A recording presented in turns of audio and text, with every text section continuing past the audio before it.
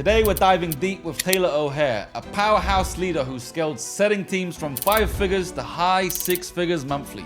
What door-to-door sales has taught me, it's like, I would say as far as sales, it is the hardest thing you can do, but it's definitely taught me a level of resilience, self-leadership, and constantly being aware of like what I'm doing. I came into it thinking this is going to be easy, but that was actually a part of what nearly got me spat out of the high ticket space very quickly.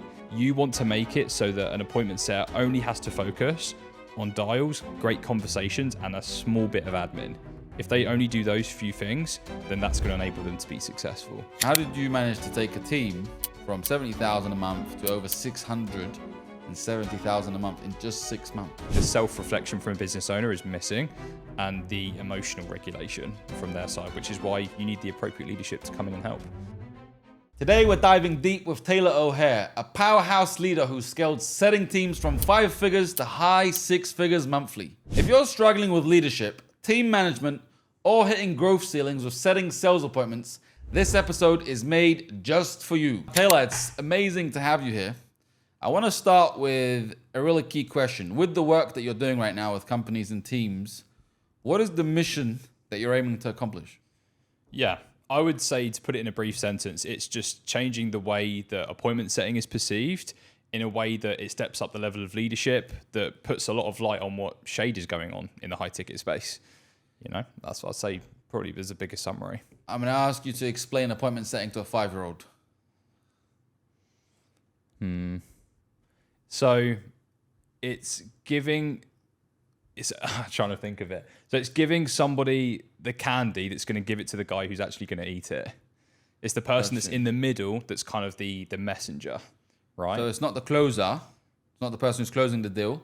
They're the person who's kind of like qualifying the lead to see if they want to be or need to be on the sales call. But I put it in a kid context, right? I think I've got a way of explaining it. I mean, if a 5-year-old knows much about the NBA, then I've probably got a good analogy for it. Go ahead and tell us. What does that mean? So I'd probably say if you think about MJ, Scottie Pippen, it's Scottie Pippen that's giving the absolute best assists possible so that MJ can do the biggest dunks. That's the way that I can put it. It's just making the job for that person who's doing, you know, the big bravado show at the end with the big dunks, that they're hitting the big points. It's making their job as easy as possible. So if a 5-year-old can understand that, then great. I guess that's my also amazing. I'm only saying that because if someone's in like the sales game, Yeah. they know what appointment setting is. But someone who, like, I don't know, is doing a different type of business, I don't know, like a plumber. Well, technically plumbers can understand appointment setting. It's like the person who's doing the surveying. Yeah. So now tell us a little bit briefly about how did you get to leading teams? Appointment setters. So with leading teams, I've been in the high ticket space since June 21. Previously, I did like door-to-door sales. I did B2B. So I've had a lot of sales experience prior. A lot of those experiences, even though door-to-door was nothing to do with the high ticket world, it taught me a lot about leadership, training teams, what a good culture looks like. That's got me to the point where in the last 14 months, I've done, building teams at a pretty high level, and it's obviously getting great results. So from my end, it's been a lot of 5-6 years leading up to that point that's then led me to doing what I have been doing. What did you learn in the, I think door-to-door sales is brutal. So what did you learn in the door-to-door sales world that now has kind of lined you up to be where you are, where you're now coaching teams of appointment setters? Yeah.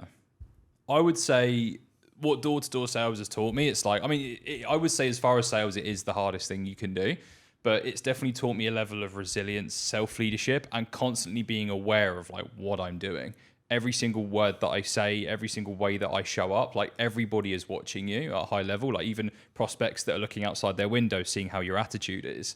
Is this person just a genuine person, or do they seem a little bit shady? Or even doing team meetings, it's like everybody's watching your every move. So it's being aware and conscious of like how I'm showing up in every part of being a leader. That's really what that taught me, to where, it's what you say, it's how you act, and it's what you perceive is like how others, perceive you. So you did a very, very short stint in accounting. Yeah, very short. Part of me thinking, what was Taylor's mindset there going into door-to-door sales, and how did your mindset grow? Yeah, accounting was because my best mate was doing it. He said, "Oh, you can make 6 figures," and he spoke about how his dad had his house. It was quite a nice house. I thought it was a big house at the time. And I thought, I'd love a life like that. And I didn't realize, obviously, the stress that he was going through working 70, 80-hour weeks. Eventually, marriage didn't go so well. But it's like, I looked at accounting like that's the place to be. Everyone's raving about it. 4 to 6 months in, I should have got fired literally within the first 2 months, I would say. I got very lucky and stayed there for, nearly 6. But I left luckily before I got let go. So in the accounting world, I was actually doing a network marketing business on the side. Like I was the family salesman, the guy that nobody wanted to talk to in the family because I'd sell them broadband and energy. Yeah. So I realized there was a lot of development and learning during that time. And there's a pretty famous YouTuber. I know he's not posting too much nowadays. Dan Locke, you might have heard about him. Dan Locke, yeah. He's one of the biggest high ticket guys, one of the pioneers. He was just constantly drilling in my head, you need to do sales, you need to do communication. Didn't want to. The idea of sales really was like a turn off for me at the time. But I realized that if I want to be successful in a business context, I need to communicate as effectively as possible. So I just put myself through it. And that's what was the starting point. The thing is, in hindsight, that makes a lot of sense. If I want to be effective, if I want to sell, I need to basically sign up for a Dan Locke course or listen to Dan Locke. Yeah. But what makes you think that? Because especially, what year was this? 2018, I think 2018. The space wasn't really infested with like salespeople or like people didn't really care about self-development that much, especially in the UK. I mean, in the US, it's a big thing. Tony Robbins. Yeah, of course. But in the UK, it's like we don't have that. So what makes you think I need to grow my skills? Let me even look into sales. Oh my God, here's Dan Locke.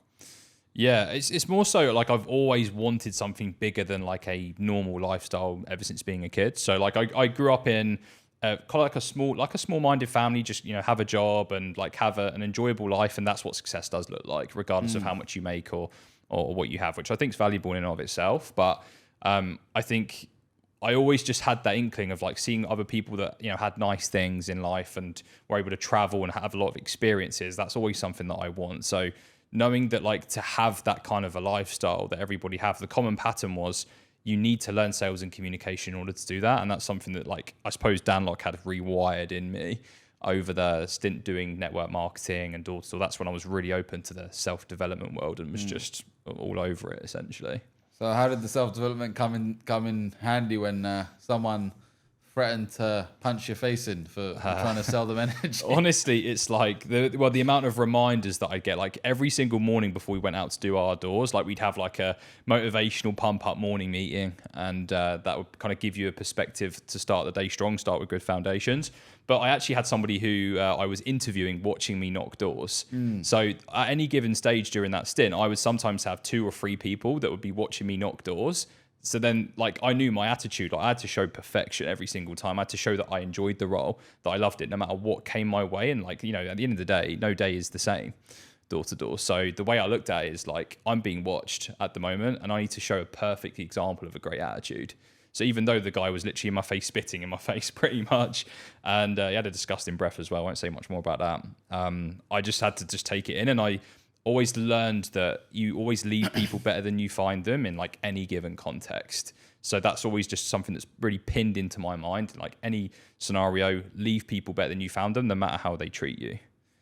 I like that. So then fast forward to going online, which should, in essence feel like a walk in the park in comparison to door to door. How have you bring that mindset from door to door sales and the growth that happened there into this online space?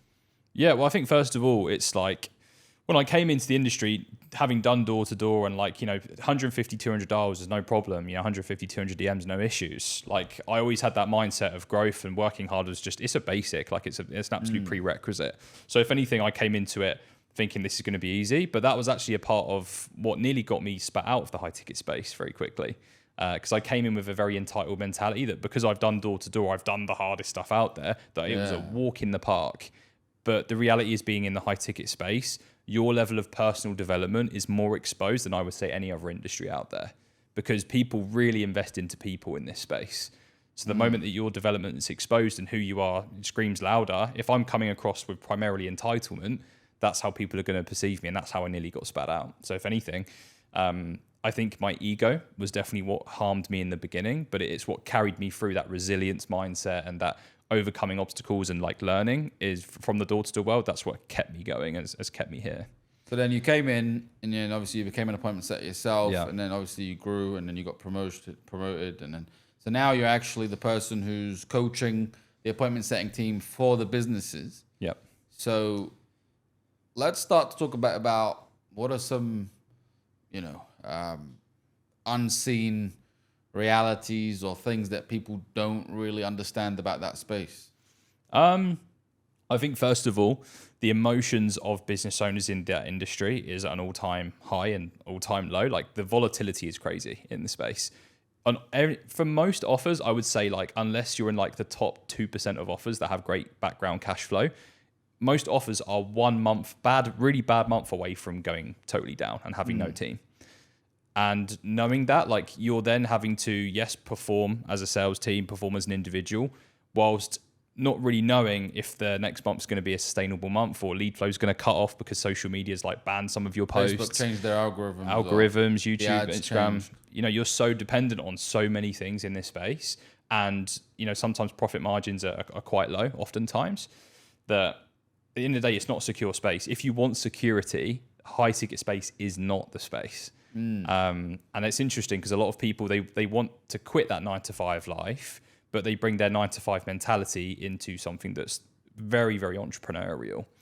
And that's something I'd say for anybody listening to this, that's the biggest takeaway you can get, is not bringing that into it. So let's dive in. I was going to keep this for later, but today we've got a massive pandemic in employment. And by the way, this is not just high ticket space, this is business. So obviously your expertise is the high ticket space, but everybody's struggling with employee retention, employee satisfaction. Business owners have kind of got their hands between their heads going, what do I have to do? What do I have to say? What are the magic pills? Especially with the new generation, Gen Z, and all the, the people that come with it. Yeah. In your experience, how can you best handle that expectation? Because they're expecting it fast, they're expecting it easy, and they're expecting to like have, massive fulfillment all the time, 24/7. How can a person listening to this begin to manage such expectations in new generation of employees? I have to put it down to the algorithm. I think what people consume content-wise is generally what their perspective is of a certain space. And the problem is the high-ticket closing world setting and online businesses in general, it's portrayed as this business opportunity where it's like less effort, more money, which is put into loads of different spaces like Amazon FBA, YouTube automation, affiliate scheme, exactly. Sit on the beach, laptop out. And they've pretty transitioned that mindset into closing. So that's why I've spoken with and interviewed hundreds, I'm pretty sure maybe close to the thousands at this point, of appointment setters. And they're coming in with this mindset of like, I'll be a closer in 3 months, then I'll maybe be a director in 5, and then I'll have my own offer in 6. This is 6 months. Some people have this crazy short-term mentality of how it's going to be. And the reality is, like, there will be times where you're going to be crushing it on an offer. You may make like 15K in 1 month. You may crush it straight away. But then your offer will tank. And then you'll be that guy who like did well 1 month, but then struggled to find an offer. And you're there 3 months with no income. So I think that the way to manage the expectation, coming back to the algorithm, is like, make sure you're consuming content from people who just display the realities of this space. But if you're the employer, how are you managing these? Because you're not going to say to your staff member, hey, listen, start consuming different content on social media. Yeah. It's going to be like, leave me alone. So as the employer, how are you managing expectations on the way in, while they're here, and even sometimes, on the exit interview? Yeah, well, the expectations from my end is like, I will literally say how it's going to look for them to work with me. I will tell them the good side of the offer, the bad side, and I will tell them the very ugly side. And so I lay everything on the table. If at that point that person's still motivated, they want to show up, and I can read that it doesn't come from a place of desperation as to why they'd accept the offer, then I give that person a chance. In that first 2 weeks, I really look at every behavior. So how are you differentiating between a person that goes, yeah, and someone who actually means it? Because I love the fact that you're very honest, very open, and I think everyone should be. And a lot of the time people run into challenges because they're not honest on day one. But a lot of the time the prospect says, yeah, no worries. Yeah, I know it's going to be difficult. Oh, I know I'm going to, I tell people sometimes, look, you're going to expect to quit. Yeah. I go, yeah, I know I'm going to expect to quit. And then it comes to that time, how are you managing that? Yeah. If anything, if I notice, well, it's like the way that you said that right there and then, if they're saying things in a dismissive way just to cut it off, go to the next question, it's like I know that person's deflecting. So I'll always have a look at like the way that they say it, the way they elaborate. And I'll often look at their past experience, past behaviors and like current mindset. Like, are they focused on external variables, controllable variables? That will tell me what that person's most focused on. And if it's more controllable and they're elaborate and they're not telling me what they want me to hear and they're actually saying what I need to hear in order for them to be successful, then I know, right, I'm going to take a chance on that person, even if the skill set is not there and we need to work on it together. I look at those softer features. Got it. So that's talking the harsh truth to the prospect. So now let's talk to the owner, the founder. What is a hard truth that, they have to come to terms with when it comes to high pressure sales environments? What do they need to accept in order to be able to scale sustainably? So the owner needs to accept that as much as you want to prevent churn in appointment setting, you naturally have to kiss a few frogs to find the princess. So like be open to hiring multiple people to get to the person that's going to stick and going to be a team fit. But also, I want to preface it by saying, because a lot of people think, so you're just going to churn and burn through setters. That could be a red flag in and of itself. I would want to make sure that if a setter is churning, it's only because of their own performance and not because that they think the offer is trash, they don't get the level of leadership that they need. All of those things need to be done properly. And if it is, then the person who naturally does not fit with that environment, in fact, they'll probably leave themselves.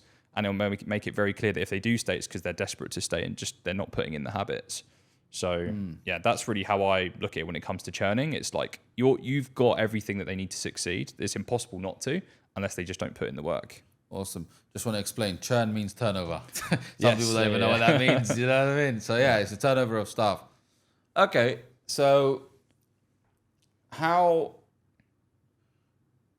in a real sales environment, like describe the experience that the owner's experiencing to figure out that this person's not the right fit, or they're just themselves need to fix as a leader. How do you differentiate? Yeah, well, first of all, I look at it's when a business owner's at let's say if they're 50 to 100k a month, and they're like, my setters aren't doing any dialing. They may be doing 50 dials a day. It's very distracted work. And the business owners think that by them saying to the guys, you should be doing this amount of dials, here's the CRM, here's all my leads, I'm giving you traffic, why aren't you hitting them? And business owners, they really look at leadership from a surface level. They don't look at it from the player's side of things. Me being a player's coach, I know what it's like to be an appointment setter, both bad performer and top performer. I've been in environments, over 4 environments that are over $1 million a month. So I've been in environments that are successful. And what I know is you want to make it so that an appointment setter only has to focus on dials, great conversations, and a small bit of admin. If they only do those few things, then that's going to enable them to be successful. But oftentimes the business owner makes that a setter build SOPs for them. They then build out new scripts. The same thing with the offline world. Can you clean the toilets? You know what I mean? It's like, I'm a chef. And these guys are mainly commission based. And you're getting them to do this, and this. No wonder you can't get success from your team. They probably resent you because you're not compensating for work that they shouldn't be doing. It's quite interesting, actually, because that goes across many industries. Even if you hire an editor is an editor. They're not a thumbnail creator. They're not, real creators. They're not really good at headlines and copywriting. So I see that a lot. You hire someone for one thing, and you expect them to do a lot of things, and now you're pissed off because they're not doing the thing. They're not really is in their job description. Interesting. So then let's talk about, your big accomplishment. How did you manage to take a team from 70,000 a month to over 670,000 a month in just 6 months? Yeah. So I've actually got a doc on that. Feel free to drop that in the description. We'll put it in. Sounds good. So from my end, I started off with 2 setters. They were doing 70k cash collected, and I had one-on-ones with both of those guys to start the foundation. And 2 very common things they were saying was, we feel neglected. By the offer owner. By the offer owner, by the leadership team that was there. They already paid 50k for a script and some outside coaching from another company. Won't say who. And they still felt neglected. There was a lack of support and the cultural side of things. It felt like every single move was being watched without much context or data-driven feedback. So for them, it felt like they were doing the things that they should be doing, but with like any feedback that was negative, there was nothing that was to back it. So for them, they just felt like there was some incongruencies in communication upstream. So it was those two things that I realized, if we fix those things and have them, having that level of feedback support, naturally by enhancing them to work harder and giving those instructions, they're going to want to do it because they feel like they've got the support. I like that you said data-driven feedback as well. Yeah. So carry on. I just want to add that in there because people are like, I do give feedback. No, it's data-driven feedback. Oh, of course. And sometimes it's like from the business owner, they might say, I've given you like 200 leads, like you should have at least a few closes by now. It's like, well, what have you done from left to right, from the lead indicators to the lag indicators to prove that should be so? By just saying it, that's not convincing. It's always why that gives you that additional bit of oomph. You know what, actually, right, okay, fair enough. Like our lead to set is this amount. So I know that from this amount of sets, based on the shows and based on the close rate we've previously had, this is the amount that should close. But most people just, even though business owners love data themselves and that turns them on, they don't always communicate that to their team or like the why. And the team won't do a lot of things you do, want them to do without understanding what that why looks like. A lot of people don't know what the yes to no ratio is. So it's like, you said, so how many leads did we get? How many of those did the setters speak to and actually get through? Did they have a meaningful conversation? Did they book a call?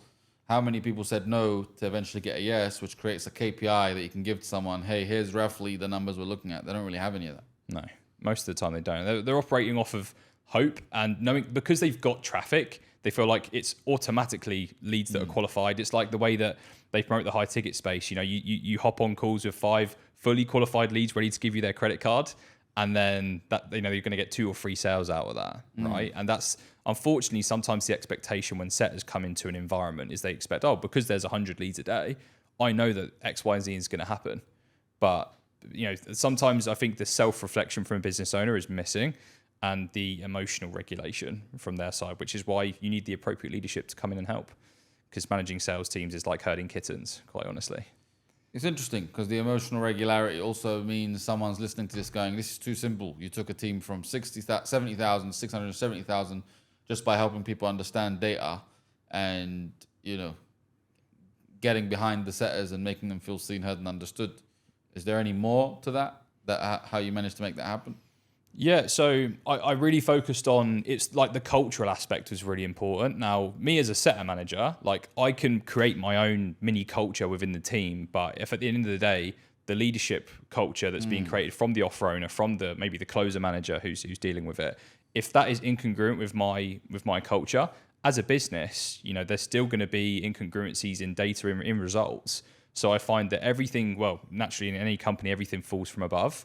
And so if you can get on the same page with the business owner on what you're doing, like how you're going through all of the data, what you're getting the setters to do, and there's alignment, from there it's very easy to start creating that culture, then obviously start to hiring more guys. Marketing and sales are aligned, and it's not like, the leads are crap, and then marketing say, no, we're giving you everything you need, and there's this kind of back and forth and blaming each other. That's something that I find that doesn't work really well. So it's creating cohesiveness there that's helped. So let's dive deeper into that because I know sometimes we can go wide. Let's go deeper into that. Yeah. So what is the $670,000 leadership philosophy that you're following? What is your core leadership philosophy that's created that result? Core leadership philosophy. If anything, I would say it's facilitation of so the guys that you're training, they are their own business owners. So the way that I do leadership is like, for sure, there'll be things that I do for the team, of course, to make sure they've got what they need to be in a successful environment. But I want to create the kind of culture where guys are very independent and they run their own offer. They have, like, the way that we build the culture is you've paid for that lead. How are you managing it? Are you leaving no stone left unturned for any new lead that's coming in? And then if we've done that, then we can give feedback on the leads, the quality, the quantity. If we haven't done any of those things. Helping people have the mindset of being an owner rather than an employee or just a setter. Big time. Yeah. So every single person, like every single person on my team, even currently, they all have their own traits that work really well for them in sales calls, the way they manage their pipeline, calendar management. And so it's kind of like a boardroom, and we have sometimes then a mini boardroom of guys that are top performers. So it creates that exclusivity. And I find that's another thing is we can go on loads of tangents here, but exclusivity is really important within teams as well. A lot of people think that, yes, everybody's equal, but everybody earns and puts in different levels of effort on occasion. So those people who put in all the efforts and are contributing the most, those people need to be recognized as the core board team. That's going to enable them to, it's kind of trickle down to the rest of the team to improve their performance. So kind of give like a reward almost, or at least significance. Significance. Make people feel important. Yeah, they are leaders, right? Otherwise, they're just like, well, what am I doing it for? Yeah. Is that what you're saying? Basically? Yeah, the whole team doesn't lean on me. Like I lean on my top performers, and then I lean on my guys who may be doing average, they're ramping up, they're getting better, to give me feedback, to give me visibility on where I can improve as a leader, or where our core team, our core board, top performer team can provide better insight into how I can support the new guys. So we all lean on each other, and that's what creates a cohesive boardroom, I would say. Sometimes that works for a certain period of time, but then there's usually a dip. So how does one kind of diagnose the root cause of the dip? Yeah, I always relate it to, when it comes to like root cause problem solving, data, we always look at that first. So I'll always look at from left to right, what are the lead indicators that are like, what's the one or two lowest hanging fruits where we know if we fix that, and who's the best person for that, what can he share with the other team members that they can implement? And then we all start to collectively bring up that number. So I always, when it comes to root cause problem solving, the data will give you everything that you need. Even when they hit a ceiling, like they did really well, but now they're stuck at their best performing. Is that the same thing? Just look at the data. Well, it's kind of hard to know. Like when you say ceiling, like in what? But let's say sense? they've never made 100,000, or in this case 670,000, Mm-hmm. and now they're just there for X amount of time. Now they want to go to the next level. They want to scale. How do you diagnose what's creating the ceiling for them? Yeah, I think it's more so, well, you got to analyze all of the talent, but you also need to look with setting teams, their income is predicated on not just themselves and their ability, but also the closers too. So what we want to understand is look at like the closers pipelines, their close rates, how are they managing it? Is the communication between setters and closers like really succinct, where it's creating a nice feedback loop to get more leads closed quickly? Are they managing their pipelines together, or is it just individually? Those things I definitely do look at. And then from the marketing standpoint as well, if the lead to set 1 month was so strong, which it was in that November month where we hit 670, like the lead to set, we only produced about 8k leads during that time and produced that amount. Whereas, months after we produced 12k and we only got, I think it was just over 500k from that setting team. So within that, there's a level of, right, well, the guys are still doing the same things. They're not changing anything fundamentally. So how can we improve who we're targeting in the funnel? So chunk up, basically. So instead of just looking at the setting team or the sales team or the marketing team, look at it as a movie rather than a snapshot. Exactly. And the more visibility and like data-driven stuff you have on the setting team, it enables you to give feedback to other departments of the business. So, but because it's the first impression, an appointment setter is literally the first impression of the company. They're the guys who can give you the most amount of visibility on any lead that comes through. So they are like, and business owners don't understand this. They kind of just look at them as doing the grunt work, but they are kind of like, I guess it's the lighthouse that gives you visibility on any future problems that can come up with your lead quality or quantity. So if anything, I always look at that as like, how can the setters give a better piece of feedback to other areas of the business constructively with data, and not just saying, oh, leads are poor and not good quantity, right? I think a lot of the time people get bored in I should say that the founder gets bored in the business and starts to try and change things up. Oh yeah. So you speak a lot about this, aligning your business decisions with your truth. Yeah. Can you unpack that a little bit? What does that practically look like for a founder or a CEO, aligning their business with their truth and their vision? I mean, I can only talk from my experience, but I think a lot of business owners nowadays, I see them getting really caught up in like the, nice cars and the material stuff and showing that their business is doing very well. And it's more so client acquisition is their most aggressive focus. It's profit first, right? And don't get me wrong, for a business, it's important to be profitable, obviously. But I think some people, they don't always find the value of like fulfilling at a very high level. And that alone makes the sales process amazing. When your product is great and it's well known as a reputable product, as an appointment setter and as a closer, it's like a dream for us. Like that's why there's so many appointment setters that when they come to me, that they will trust me just because I only focus on fulfillment in offers. So as far as like aligning with like purpose, what I find is really important is usually business owners will find alignment when they're serving at the highest level to their clients and they're getting results. That's one of the best feelings for a business owner ever. For me and like my clients and setters that I've taught, setter trainers, that's the biggest thing, that if you don't focus on that, so that's where your lack of alignment comes from. And then you start thinking more in your head, and like the idea of just making as much money as possible then becomes the goal. So I find it's, if I'm not fulfilling at a high level, that's when I noticed I'm lacking in my purpose. So when I double down on that, that's when I'll come back to the place that I need to be in. But how can aligning your purpose actually impact the bottom line? Like, because someone's listening to this going, like, I know someone who has a waste management company, and I'm actually listening to his voice going, I'm not going to find massive passion and purpose in waste management. But he makes millions of dollars. So in your opinion, like, how can aligning your purpose actually impact, or how does it impact your team performance and your overall business results? Yeah, I think it's, if I think of like the waste management perspective, obviously that I hear that and I think that is not exciting at all from my side. But I think what bigger problems is it solving for like the wider community, like for the world? Yeah, exactly. Like what level of impact is it actually having? And I think for an appointment setting team, what's going to align that passion is figuring out, like for one of my the YouTube automation offer, we're actually helping people actively like make an income that's leaving their job. Like we have a client wins channel where we celebrate people's wins literally every single day. This guy hit like 100k subscribers and he made like his first 10k, and we celebrate the shit out of it. And if any of my setters, if I don't see them celebrating, I'm like, mate, why did you not celebrate that win? With the client.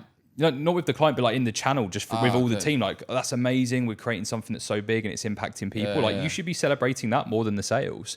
Why are we not celebrating those things that's doing more for others? Like, yeah, it's nice to make the income. And by the way, we have our own personal wins channel where we share like, our own goals we've hit, and we've done travel trips, stuff like that. But it's sharing the impact side is what creates the alignment, and it makes people feel fulfilled and just fresh in perspective. Gotcha. Okay. So basically, it's like reinforcing why you're doing what you're doing and how it's actually impacting the world, or people leaving their jobs. Because you've actually worked for some big names. I know we went straight into it, so we didn't really bother doing the whole background story. But you've worked with Jeremy Lee Minor, Paul Hilsey. Who else have you? So Dr. Pompey is like a huge naturopath, like cellular health influencer online. David Sharp for Legendary Marketer, that was like a 6 million a month offer. That was a huge one at the time. Big names. Yeah, pretty big names in the high ticket world. Yeah, most people just kind of like start with the big names and then get into the podcast. We went straight into it, but they do exist, I promise. I want to go into your personal transformation, because we've been talking about business, but I think we're going to loop into your personal, and we're going to see how that's like helped you become who you are in terms of business. So obviously you've openly and shared your conversion to Islam being a cornerstone of your leadership style. What sparked your journey? What sparked your journey to becoming a Muslim? Yeah, well, I came across my wife now. We actually met in the door-to-door world. So she was in Watford at the time. I was in Nottingham. We were both like top performers, and she came to visit me in my office. And I thought, well, she's an attractive girl. I'd obviously like to pursue her. And then she's like, well, if you want to be with me, you've got to be Muslim. You've got to be married to me. And I'm like, well, that's a big step. Like, I'm never going to, I'm not going to become bloody Muslim because, I love somebody. I think that's a bit ludicrous. So I then focused on, right, well, let's learn about the faith. Let's understand it. Because for me, I've always been someone that's been like a truth seeker. I always believe in like, what is, ultimately, what is the cause of why we're here? Where are we going? And where did we come from? Those are the big three things that I always want to understand and get like very clear on. So I looked into Islam. I explored different philosophies as well. Like more in depth, I'd say it was Islam, right? So I'm not like an educator or a guru by any stretch of the imagination.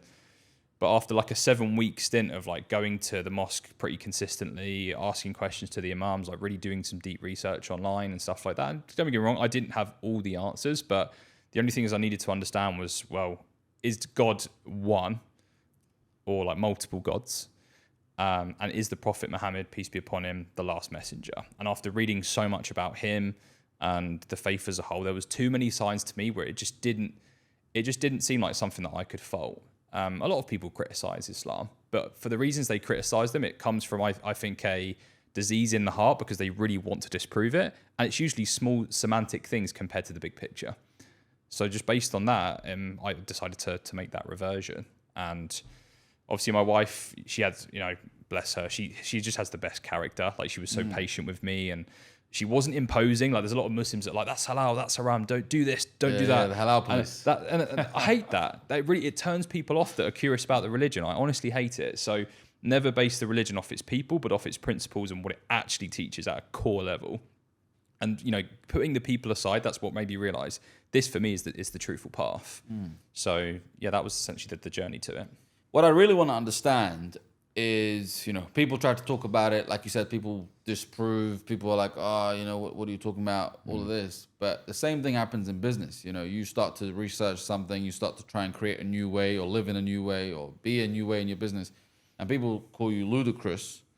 So really, this sounds like a random tangent into Islam. But what I'm really trying to understand is, how did your faith, because everyone can have faith, regardless if you're Muslim or not, how has your faith reshaped your approach to leadership, to decision making and success? I think so. Well, I've told a lot of people this, but like my previous kind of purpose before Islam, because I didn't believe in God. I like the way I viewed God was he's just a coping mechanism for a difficult life. That's what I thought. I was all about just getting the absolute most out of this world as possible, squeeze the juice out of it, earn all the money, have the experience, have all the cars, just squeeze the juice out of it. Like, you know, making this world like the heaven, you know, the best possible life, right? You know, everyone says live your best life, and, you know, then, you know, just ultimately being happy. But then since being Muslim, I've realized that like that stuff it's a black hole, and you will never be fulfilled if that is your true purpose. So for me, where it was like money and just getting the bag, more or less, now what takes priority is doing the right thing and making sure that my afterlife is the absolute best that it can be. You know, as a Muslim, I obviously believe in heaven and hell. So for me, like my ultimate purpose is this life is a test. You know, you're getting, you know, left, right, and centers, temptations, all of these things that we see that, well, in Western society especially, it's going a bit crazy at the moment. So for me, that's my purpose, is just like passing that test. And the way it's affected like me in business, it's a guiding principle to just doing the right things and not letting money be the sole focus as to what I'm doing. And the truth is that is actually universal. Like, whether you think we're talking about only Islam or not, it's very universal. Even if you read the book Thinking We're Rich, it says, you know, if you focus on the money doesn't expand. When you focus on the value you provide, then that expands, and as a result, you make the money. So there's this law of reciprocation. And before, you know, Islam or not, it sounds like you had scarcity. You're trying to squeeze everything out of the world, and you was living in this thing. It's going to end. Oh my God. And now it's like more of an abundant life where you're more in flow, you're aligning with it. And as a result, how does that show up for you, you know, when you lead your team, when you're communicating with other businesses, when you're outsourcing? Yeah, you know, it's actually interesting when it comes to leading teams. Like, I see a lot of leaders that I spoke to who get very impatient with their teams, like very quickly. They get very aggressive, like, why are you not doing this? Why are you not doing that? And, you know, I've heard people calling their team members like retards and stuff like that, just saying just crazy stuff. And I'm like, at the end of the day, just come from a place of like understanding. And it's like, if it's not right for that person, then just exit them out, find somebody else. And I just find that where we have a very deterministic view of life, where everything's kind of been written for you, and like all your decisions and every outcome in your life's already written. For me, it's like, well, okay, I'll just weather the storm. Like, I'm being put through this for a reason. I trust God. The amount of times he's proved to me that he's looked after me, even when I doubted that he would sometimes, you know, I'm getting better with that day by day. We all do. I think it's a normal thing. It's so, like, because, you know, for me, it was self-reliance was my big thing. I'll rely on myself. I'll make it happen. It's all on me. Right. And ultimately, it just means that I am God. In a way, yeah. It's just like I manifest everything. I'm not saying I'm God. No, of course. In general, we think, you know, we create sustenance, self-reliance, independence. Yeah. I've got to go out and grind it out. Yeah. You know, ultimately, we're saying that we are God, or we are, you know, whatever it is. But yeah, carry on. Exactly. And like the way I'd say it helps me lead teams is like I don't lead from a place of insecurity, but it's more from abundance. Like, and that's why I always look at when there's a problem, it always leads to opportunities. So even this month, we've had a very challenging month. Like, our Instagram account, where pretty much all our traffic from, has been shadow banned this whole month. So our lead flow is massively restricted. The offer owner, without even telling me, then decided to change up the way that we have the funnel, so we have less opt-ins. And I've got setters that want, you know, they have mouths to feed and the careers they want to create. So they've had less opportunity. So I then had to look at the opportunity within that and go, right, well, now we had to let go of 3 setters, unfortunately.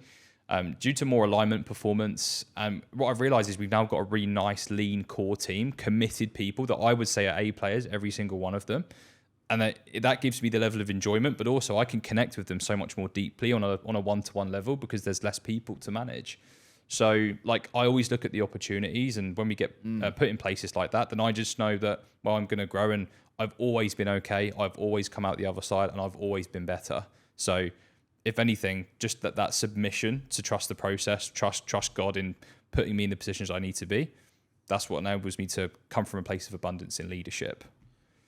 Recently, you went to Saudi, to Mecca. Yes, What did you learn there?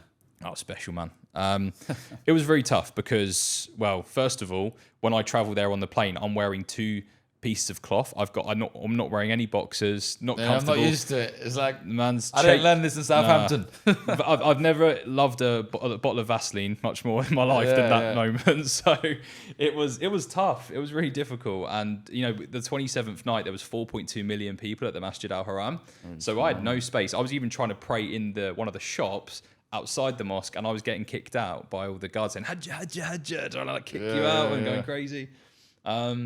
And yeah, like it was, what I learned from that experience is every single person there, like we are all like so equal, and we're all so humble. And it's like where a lot of people nowadays, I think a lot of people think they are someone. I think what's really important is it's just like, well, remember where you came from and why you're here. And at the end of the day, every single person, no matter status that you're in life, poor, rich, in all different areas of your life, like we're all the same. And that's what, like being in Mecca, like you're stripped of everything, like wearing the 2 cloths is a reminder of the fact that you're going to die, like, and that's always a big reminder for me. It's like this life's very temporary, and just trust God as much as possible with absolutely every part of your life. That's what I took from Mecca. Yeah, I think a lot of people don't think about that last sentence about we're going to die, and now they're thinking, holy shkamoli, I've come here for business and I'm talking about death. So I just want to explain something. I think that can be a beautiful thing. It doesn't have to be a bad thing. I think my experience when I went to Saudi was I was a bit like yourself, self-reliance, look at me, I'm the man, and everything else. And I think until I got there, I realized I was a bit overwhelmed. So I'm using that to segue into, I know a lot of people around the world are overwhelmed. Now, obviously, they're not going to go to Mecca. They don't have to go to Mecca. We're not trying to preach anything. No, those Arabs, we're not trying to do that. But I do want to segue into that. CEOs, founders, offer owners, they are feeling overwhelmed. They're managing their teams. They're managing a family. They're trying to do their marketing. They're trying to do their sales. So maybe there's something that, this enlightening moment you had in Mecca that you can bring back to here. What are the first steps that you should suggest for regaining clarity and control for someone who's really overwhelmed? I would say, first of all, like asking the question, who are you actually relying on, and like being ruthlessly honest. Because to be honest, there's a part of me that when I was promoting things on socials, I would say, look, I do rely on God first. But if I looked at my actions and my behaviors and my intentions, I was actually relying on myself way more than God, even whilst being Muslim. So I had to be radically honest with myself about that and go, right, like how much am I actually submitting to God, like with all of my actions and my intentions?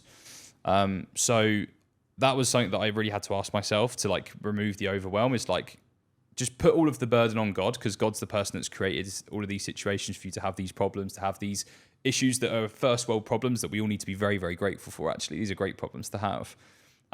So yeah, I think from my side, it's like the reliance, who am I relying on?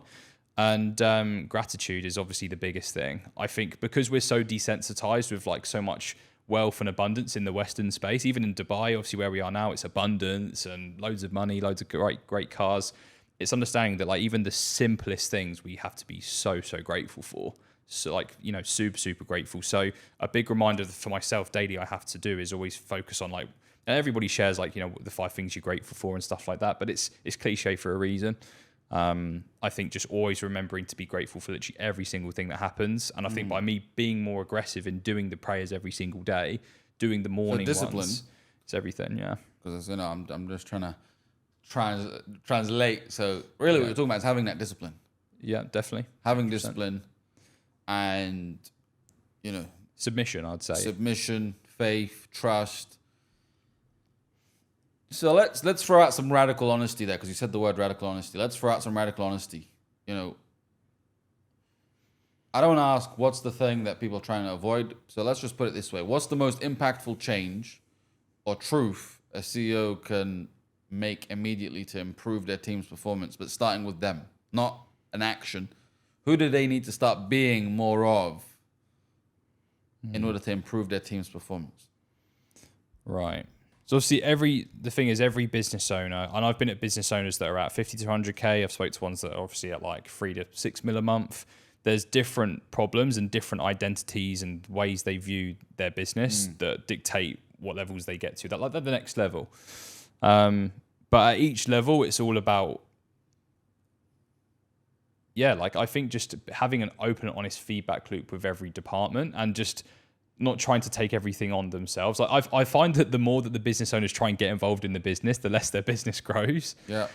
Having great people around you, like amazing people that are very specialized in what they do, is so impactful in every single department. So like I just find that like relying on great people who are specialized in what they do is going to be very impactful for the business, and not getting too involved. But ultimately, like as long as you focus on having a vision and you build the business around the fact that you promote that vision as much as possible and fulfilling at a high level, that's all you need to focus on. Anything else is just work that's quite honestly not going to help you build. Because every business owner, they don't want to manage a sales team. They want to keep promoting what they do and sharing and giving more to people through their expertise. Yeah, so in other words, let's segue into this. You spent $45,000 over the past God knows how many years in your own personal development, on your own mentors. Yeah. So talk about the roles of your mentors. Chris Morrison, Pete Taylor, who's actually been on this podcast as well. Great guy. You should go back and listen to it if you haven't. All about men's mental health, trying to become that man. So how has that impacted your own growth? Yeah, it's been huge. Now, with Chris Morrison, I was doing like 4 months of work on like trying to build my agency, and like I wouldn't say financially I've had like exponential results working with him. But something that he's really helped me with is just like the way that I view growing my business, and like that mentality of like every day's a new day. Like I start from zero and I have to be hungry. Like as the business owner, you have to be the biggest salesperson in a way.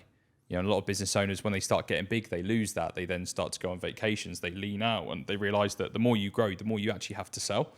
I'm not saying directly selling one-to-one on a Zoom, but like they're selling in different capacities. So I think that was like, a big thing that I've taken away from that. Obviously I've done loads of like Tony Robbins and stuff like that. It's helped me just gain those mental foundations of growth.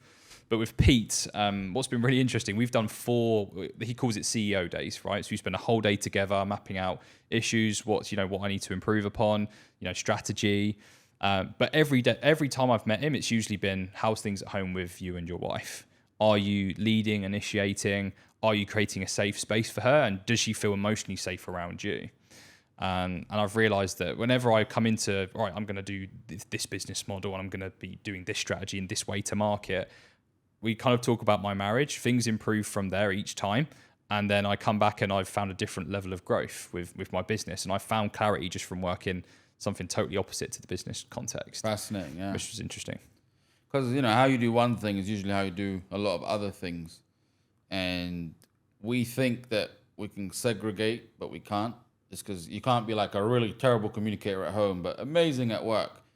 You can initially at work until you go under some pressure and stress, and then it all goes down the drain.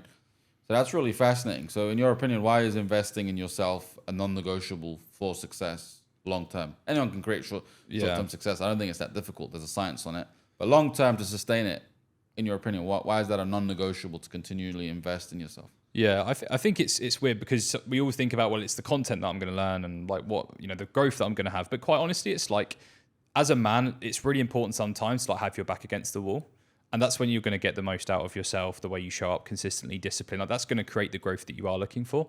So for me, the way I look at it is I invest in myself, not just because of the business growth, but it's more so how can I improve my own level of commitment towards my cause and what I'm trying to do? Because when you do invest like a good few $1,000s into something, like your level of commitment does naturally step up. When you pay attention. Yeah, exactly. If you don't pay, you don't pay attention. People think they can watch YouTube. Sorry, I'm cutting in it because I love that. I love that. It's true. When you pay attention. People think, it's fine. I'll download it off a dodgy website. Trust me, I've got people in my life that do these things. Yeah. And I'm in the knowledge industry, so that's like a big no. Don't do that. Someone's IPO. But again, it's true. Like you could download things, you could watch them on YouTube, but you're never really going to go out there and implement them because you haven't really paid. Like I know in my experience, whenever I've paid, let's say 10,000 or 15,000, honestly, my stomach hurts. I'm thinking, man, I better make the most of this. Otherwise, I'm going to kill myself. Yeah. Not physically, metaphorically, just in case. Yeah. Anything else? Yeah. Trying to think. So I would say, look, when it comes to investing in myself, it's more so like proximity to people, and like actually it's reading people's energy and perspectives. Like with Pete, he's gone through a lot in his life with his business, his previous marriage that you might have spoke about previously on the podcast, and so being around people like that have a wealth of experience and knowledge, and they can be there with you, read your energy, and pinpoint things. Like I don't know myself so well, and I have emotional biases towards things that I do. You need someone from the outside that can look at you from above and go, "It's that." The blind spots. Yeah, because a jar can never see its own label. If you're in your own jar, you need someone to read the label and say, "Hey, here's what it says." Yeah. We think we can read our label, but it's tough. Exactly. It's pretty much impossible. Yep, and even that, like through being with Pete and like connecting with him, it's then led me to other successful business guys in his network. Right, I'm already working with one. I met one of them in Poland for like a health consultation. He's a huge guy in the health space. I've met so many different great people that are doing well in the UK, and so it's like paying for proximity to people like that. It attracts those types of people as well. Yeah. So if anything, it's leveling up my network. On the topic of that, because a lot of people say about you are the five people you spend with. That quote, right? I can't remember it, but I think what's also important to know is with your environment, you also need people that are, and I'm talking in the financial context, if they're not doing as well as you, that also is a reminder of your blessings. And if they've also got great character, like amazing character, amazing human being, regardless of wealth, like having those people in your life is so important as well. So I'd say like that kind of, you are the average of the five people. That's usually based around like wealth and business success. But I think it's also important that you have reminders of how blessed you actually are, as well. So yeah, coming back to that though, it's all about proximity, I find, and just blind spots is another thing. So just to conclude that little part, if you're a business owner, a founder, a CEO, get yourself into other rooms that can challenge your thinking, or maybe even reinforce some of your thinking to see what's working and what's not. Yeah. You know what, as well, we all know what to do as well, but every single human being, we all need reminders. It's like for appointment setting teams, if I was hired to teach them new information, I would not get any clients. But the reality is they need me to reinforce reminders to improve positive behaviors. Cool. So quick fire round, usually do this at the end of every session. What's the best advice you've ever received? Quick fire. Fuck, they're never usually quick fire answers, though, are they? That's the hard thing. Best advice I've ever received is, lead yourself so that you can lead others, I would say. Okay, great. Biggest misconception people have about leadership? That you have to always be in the weeds, be in the trenches to effectively lead a team. A single habit that transformed your personal effectiveness? Praying 5 times a day. Amazing. Great. Well, finally, share with us what's next for Taylor O'Hare. Where can listeners find you? Where can they engage with you further? You mentioned the doc earlier. Where can they find that? Yeah. So, as far as like what's next for me, so I'm going to continue to keep growing, building teams. I have got my own school community for anybody that wants to be like a setter leader or service provide for businesses at a high level. Then I actually have a school group. It's $127 a month. I've got about 13 people in that community. I'm going to be actively growing that. And for these people that are in the group, those are going to be people that I will invite to my retreat that I'm hosting next year in March. That's going to be in Marbella. We have around 15 guests that we're going to have at that retreat, which should be very cool. All things around what I do and how we can help more business owners. The focus is on creating as many partnerships so we can manage as many offers as possible. But you can find me on YouTube. I have a YouTube channel, Taylor O'Hare. There's like 134 appointment setting videos in there, so feel free to look through that. Facebook is where I predominantly post a lot of my content, a lot of perspectives on there, and you can network with me there too. And then Instagram, I'm starting to post a lot more on as well. Make Set is great. Again, I think the tag is for that. So that's how you can find me. In that document, I can just share that with you and then put it in the description. We'll put it in the description. Yeah. And all the tags, Taylor O'Hare on Facebook, Taylor O'Hare on YouTube, Make Set is great on IG. There'll all be links in the description. And if today's insights resonated with you, leave a review, subscribe, and don't forget to share this with someone you know who needs to hear this. And also, you can share your biggest takeaway below. Stay limitless.